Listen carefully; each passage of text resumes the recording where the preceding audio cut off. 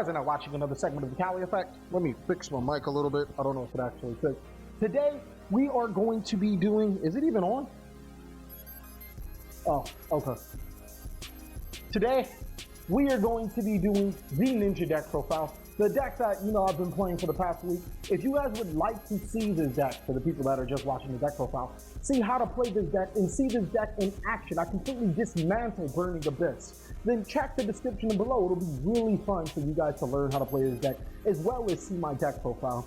But let's get down into the deck profile. We're gonna run 2 copies of White Dragon Ninja, 2 copies of Dark Simorgh, 3 copies of Hanzo, 2 copies of Upstart Golden Ninja, 2 copies of Fire Hand, 2 copies of Ice Hand, Blackwing Zephyros, Traptrix Myremelo, Master Ninja Ebisu. That's going to be 16 monsters. For spells, we're going to run 3 copies of Reinforcement of the Army, 2 copies of Pot of Duality, 2 copies of Magic Planner, 1 Pot of Dichotomy. That's 8 spells. Now for traps, we're going to be running 2 Anti-Spell Fragrance, 2 Vanity's Emptiness, 2 Fiendish Chains, 2 Time Space Traphole, 2 Ninjitsu Art of Transformation, 2 Ninjitsu Art of Super Transformation, 2 Save Zone, 2 Wiretap, 1 Memory of the Advasary, 1 Solemn Warning. For extra deck, there's a Gorgon missing, which I completely just forgot about. Big Eye, Dracossack, Castel, Meirrogiest, Rhapsody, Dweller, Corn, Diamond Dire, Excalibur, 101, Crazy Box, Gaga Cowboy, Emerald, Exhibition Knight, and the Gorgon. For the people that are asking about the extra deck, that's what I'm going to address right now. It isn't mandatory.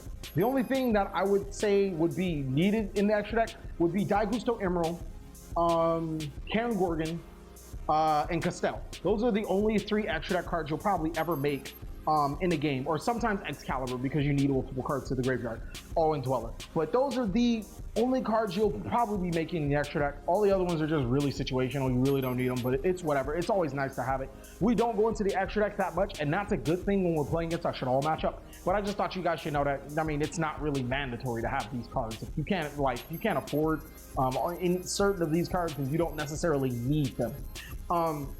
The biggest play of the deck, or I want to say the main play, the play that I love to open up with, is the Simorgh to Fragrance Lock. Now, how you open up with the Simorgh to Fragrance Lock is somehow you get Hanzo to your hand. Whether it be Pot of Duality, Reinforcement of the Army, you get Hanzo to your hand. You summon Hanzo, Hanzo gets you Ninjitsu Art of Transformation, and then you set the Spell Fragrance. On your opponent's draw phase, you activate the Spell Fragrance first. Then you let the Spell Fragrance resolve. You do not chain the transformation. The reason why I'm saying this is because you activate the Spell Fragrance first, therefore they can't chain Mystical Space Typhoon when you activate Ninjitsu Art of Transformation after Spell Fragrance resolve.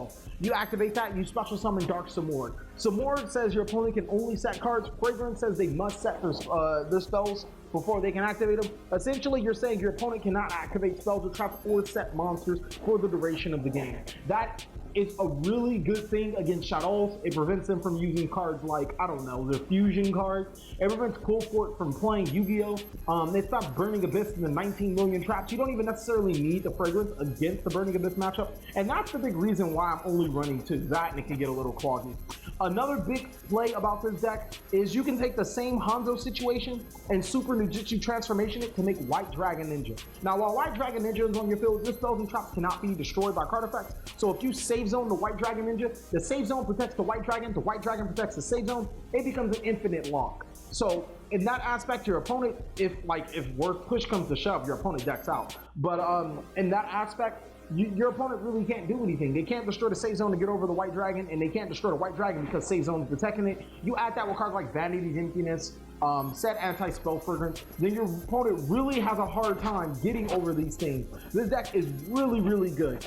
And a big reason why I actually decided to run the hands at last minute is because when I took out the hands, I ran 11 monsters. Let's add Thunder King Ryo, because you guys did see in the saga for the people that did watch.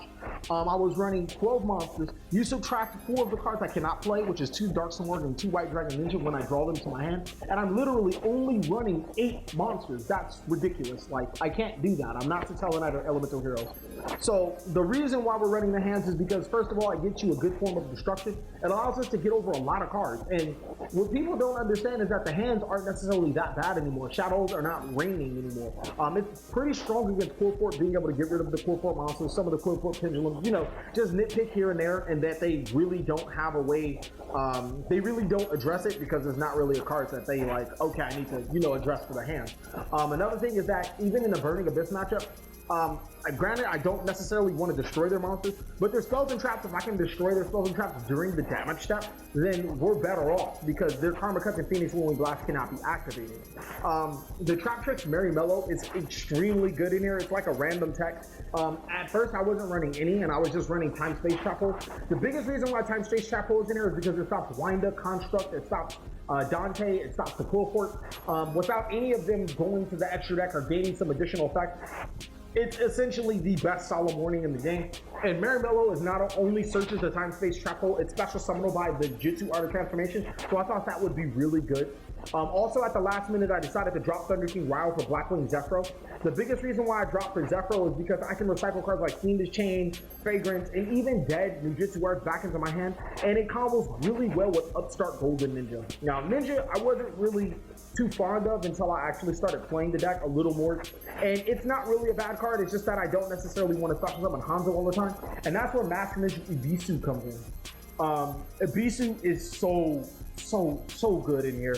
It has a lot of great attributes. First of all, it's a wind monster. So if I do draw that Dark Simorgh, I have a wind monster to banish for Dark Simorgh. Secondly, it's a warrior. It's searchable by reinforcement of the army. It's special summonable by Upstart Golden Ninja. But thirdly, it's a ninja. So if all else fails and I don't draw my Hanzos, if I draw one of my Ninjitsu Art of Transformations and I draw Ebisu, I can use them then. And then another great thing is if I do have Spell Fragrance face up and my opponent has to set those spell cards, I can activate the Master Ninja Ebisu's effect with any of my other ninjas to bounce their cards back to their hand, essentially saying that they can't play spell cards until I'm finished. It also allows me to clear voids for when I'm making a good play. Upstart Golden Ninja and Master Ninja Ebisu really work in tandem. You could run VLS, which I did drop out of this build, mainly because it's just room. I mean, I'm already running 42 cards, and I'll talk about why I'm running 42 cards later.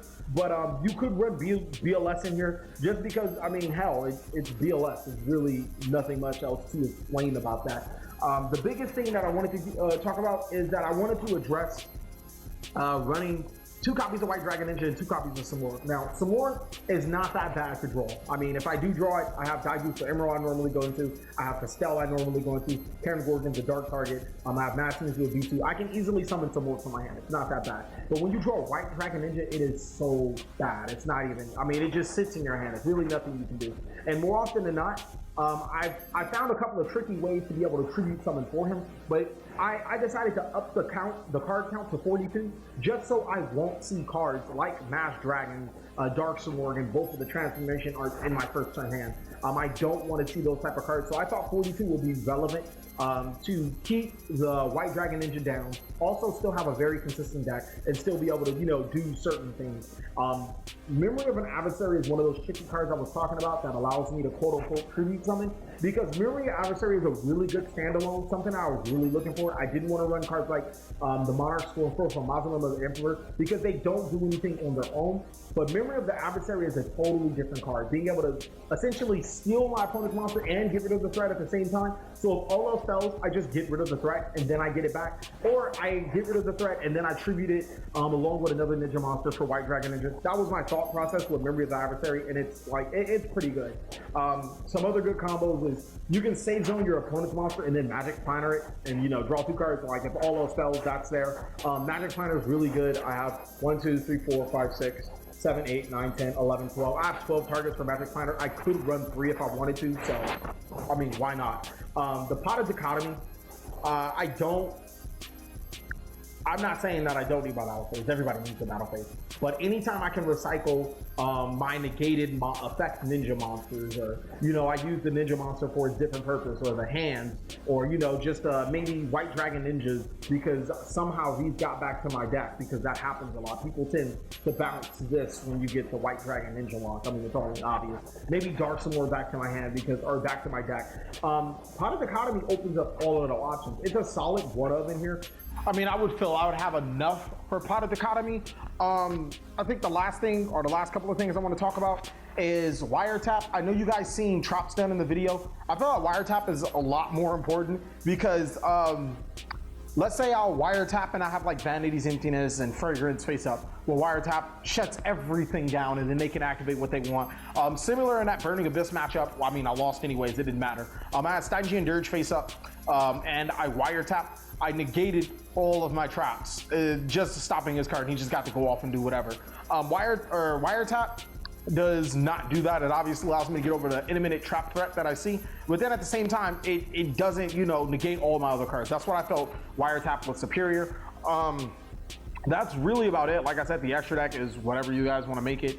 I feel like Fiendish Chains are really good because of the Magic Planner and its effect negation. I just liked them over Breakthrough Skill, especially since the deck doesn't go massive special summon at all anymore, and Winda really isn't much of a card anymore. But thank you guys for watching another segment of the Cali Effect. Please like, comment, subscribe, but most of all, enjoy.